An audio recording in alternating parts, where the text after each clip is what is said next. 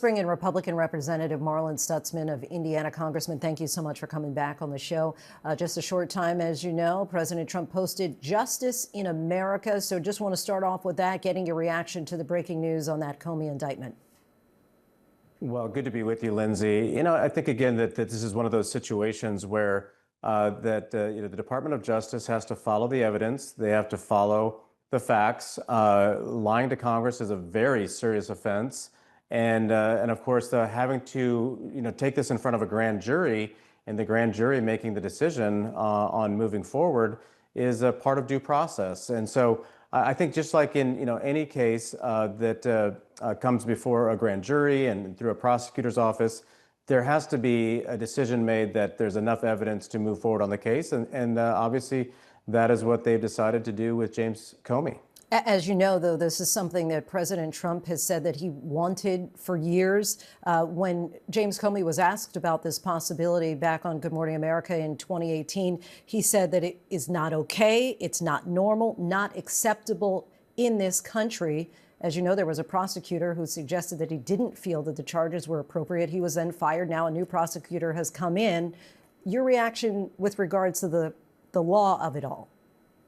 Well, as far as the political side, look at what happened to President Trump. 70-some charges brought against him in multiple courts in different states. And most of those, and I don't believe any of them actually, there was one that was found guilty, but again, most of them were dropped, that the cases fell apart. The process was worked. I mean, again, I think it was very unfortunate that happened, and it didn't need to happen. I think some people are going to say, well, this is just political revenge. I don't believe that's the case at all. You got to be focused, again, on the facts and the evidence. This is not just one person's decision. This is not just President Trump saying, this is what I want. A grand jury actually has to agree to it. And so, there are hurdles, and that's part of the judicial system, is that not one person gets to make the final decision. And so we'll see where the evidence leads. But again, as I said, lying to Congress is a very serious offense that everyone needs to take seriously. Let's switch gears, talk about the looming shutdown of the government. What kind of message does it send to the American people if President Trump continues to not be willing to meet with Democratic leaders at the table with the clock ticking?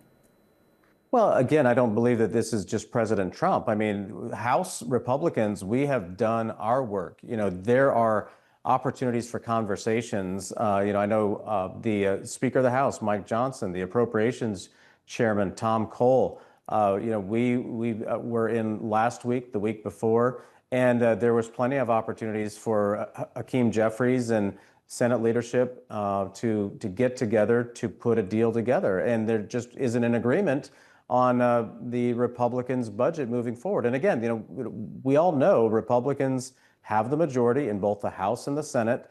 And so it's up to Republicans to drive the agenda. Democrats have said they don't agree, and they decide that they're going to obstruct. And, that's what shuts the government down. I think that they need to remember that if Democrats do decide that they're not going to agree to a CR, which this is something we've already voted on.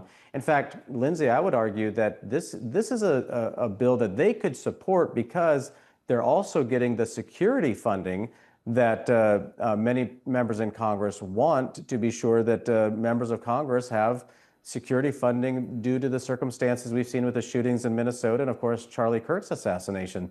So they have voted on this before. It has the security funding in it.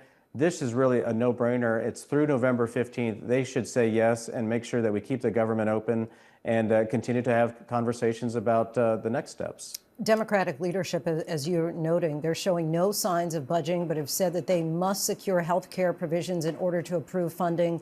Is there anything Republicans might be willing to budge on? Again, I think that's why passing this CR is important. In any negotiation, there has to be give and take. But this is why I think they need to support the CR, so that way the Senate and the House leadership can get together, look at what we've already passed in appropriations, and then have that conversation. But just to go out and say, well, Republicans are going to just take away people's health care benefits, that's just not factually true. And so that's why it's important to continue the conversation, and this CR gives us that ability to do that. Congressman Marlin Stutzman, so appreciate you joining us once again. Thank you, Lindsey. Great to be with you this evening.